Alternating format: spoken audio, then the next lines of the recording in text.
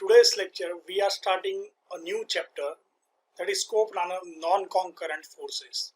You must remember that in phase 1 we have studied about the first chapter, that is coplanar concurrent forces, very first chapter of our phase 1. Right after that, this is the non-concurrent forces.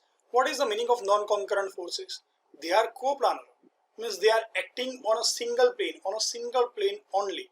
But the line of action of the forces are different, not parallel to each other or maybe parallel to each other, but they are not intersecting at the same point. So this type of forces are known as coplanar non-concurrent forces. You can see as the weight is hanging on the crane or weight is hanging on the material handling equipments, which is at some distance from the line of action of the body of the machine, while the line of action of the force is parallel to that of the machine. In the previous chapter means in the coplanar concurrent forces, we have been discussing the effect of forces acting on a body through their line of action or at the point of their intersection. But in this chapter, we shall discuss the effect of these forces at some other point away from the point of intersection of their lines of action. Now, as you can see in the figure, what happens due to this weight? You can see what happens due to this weight. This weight is creating a movement, clockwise movement towards the line of action of the body. Suppose this is the vertical line of action of the body. Imagine this. Then about this axis, the weight is creating a movement like this. So this weight is creating a movement in the clockwise direction. So movement is equal to force into perpendicular distance, which will be this one, as you have studied about the movements. Let us see ahead what actually happens. What is movement of a force? You just understand that. What is movement of a force? Movement of a force is the turning effect produced by a force on the body on which it acts. The moment of a force is equal to the product of force and the perpendicular distance of the point about which the moment is required and the line of action of the force. So it is the product of force and perpendicular distance about certain point. Mathematically, what is movement? Movement is equal to P into L, where P is equal to force acting on the body and L is equal to perpendicular distance between the point about which the movement is required and the line of action of the force. So remember this formula carefully. M is equal to P into L. We will discuss certain types of movements and then after do one numerical also to find the movement of a particular force. Then after, this chapter will run like butter. Let us see ahead what is given.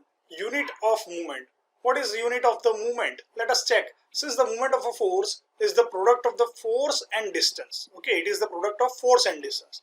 Therefore, the units of the movements will depend upon the units of force and distance. Thus, if the force is in Newton and the distance is in meters, then the unit of movement will be Newton into meter. It is symbolically written as Newton into meter.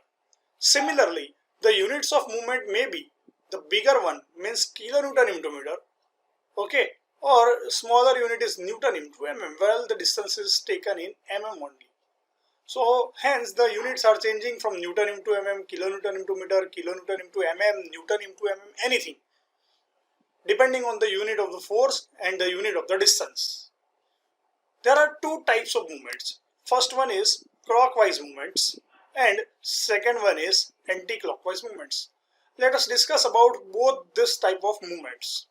What is clockwise movements first? You can see from the definition, it is the movement of a force whose effect is to turn or rotate the body about the point in the same direction in which hands of the clock move as shown in the figure. You may see the minute hand, hour and second hand of the clock. In which direction it is moving? It is moving from clockwise to anti-clockwise or from anti-clockwise to clockwise. You can imagine that. You just see about this figure. Here it is the point O about which we want to take the movement. Okay, so it means what? How many forces? There are three forces. First force, second force and the third force. Three forces acting on a horizontal beam suppose, and we want to take the moment about point O. So you have to rotate all these three forces about point O in the direction of the force. Just imagine what type of rotation will be there. Then this first force is going down, you can see. So it is rotating like this about point O. So it is rotating in clockwise direction. Okay, so it creates clockwise movement which having the value of force into perpendicular distance between point O and this force. Okay, now what happens with this force, second force? It is going upwards. So rotate it about point O like this. So it is also going in the clockwise direction. So it is also giving clockwise movement. Third force, it is also going upward. So rotating about point O, it will go like this. So it is also clockwise movement. So all these three forces are creating clockwise movements about point O. The value of the movement can be found out with the help of the formula force into perpendicular distance. So this is basically the phenomena of clockwise movement. What happens with the anti-clockwise movement? Anti-clockwise movement will be exactly a reverse to this. See, what is anti-clockwise movement? You can see it is the movement of a force whose effect is to turn or rotate the body about the point in the opposite direction in which the hands of the clock moves as shown in the figure. Hands of the clocks are moving in the clockwise direction, but in the opposite direction is known as anti-clockwise direction. You can see in this figure, this is the point O. Again, there are three forces. See, the first force is going upward. So rotate it about point O like this. So it is going in anti-clockwise direction. This is the anti-clockwise direction. Second force going upwards. So it is rotating again in the anti-clockwise direction about point O. This third force is also going down. So rotating it about point O, it will also create anti-clockwise movement like this. So all these three forces are giving anti-clockwise movement about point O. So this type of movements are known as anti-clockwise movement. So this is the fundamental of clockwise and anti-clockwise movement. So you must remember that. What you have to remember, you just rotate any of the force about given point in the direction of the force. Then you will find that if it is clockwise or if it is anti-clockwise.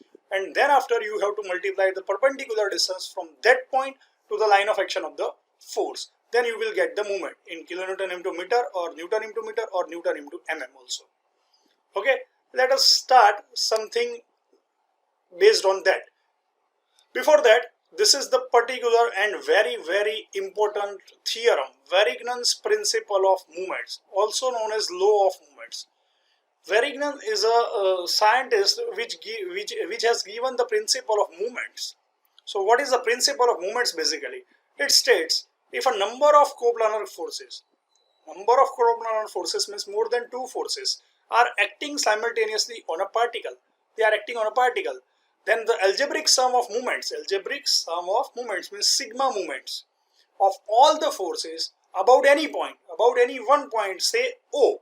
So sigma m about O is equal to the moment of the resultant force about the same point. So is equal to sigma moment about point O is equal to moment of resultant R about O means same point. So this is the Variance principle. You cannot get this theorem very easily. When we are doing the numerical, then and then you will getting this statement of Variance principle.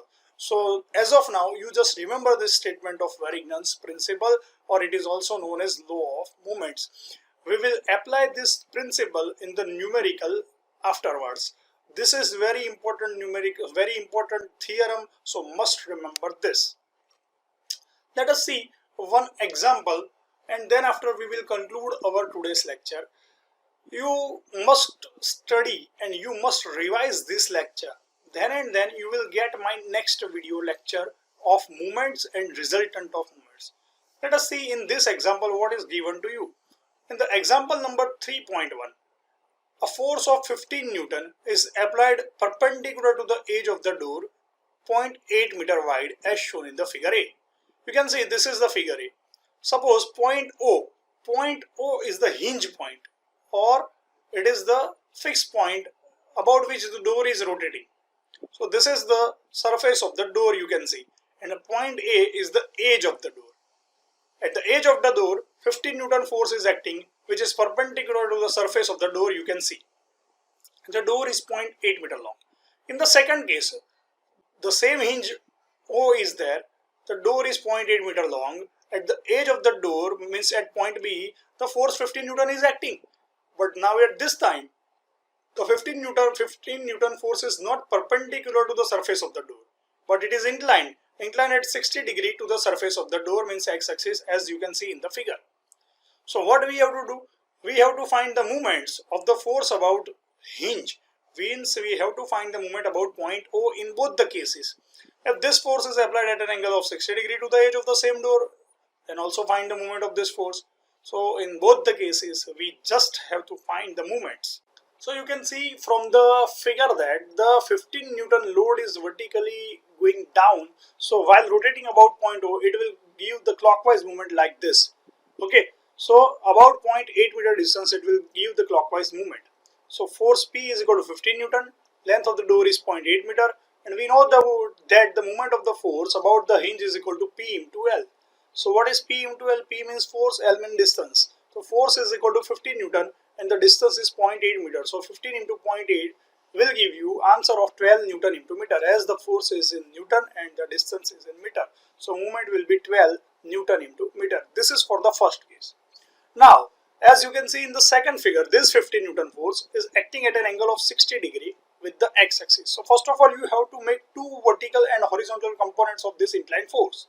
Vertical component will be 15 sine 60, as you must know about this, and the horizontal component is going left, which is 15 cos 16, like this. Let us see ahead. This is the components of the vertical force: 15 sine 60 vertical and 15 cos 60 horizontal.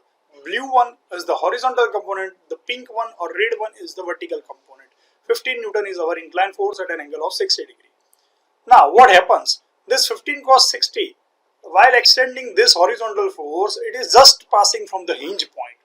So there is no perpendicular distance between this horizontal component and the hinge. So movement of this horizontal component is 0. In other words, when the line of action of the force, remember this, when the line of action of the force is passing from the point, then movement of this force about the point is 0. So what is the remaining force? 15 sine 60. Its line of action is vertical. It is not passing from the point O. So there will be some movement. This force is going down. So it will again rotate in the clockwise direction. So it will be like this. 15 sine 60. What is 15 sine 60?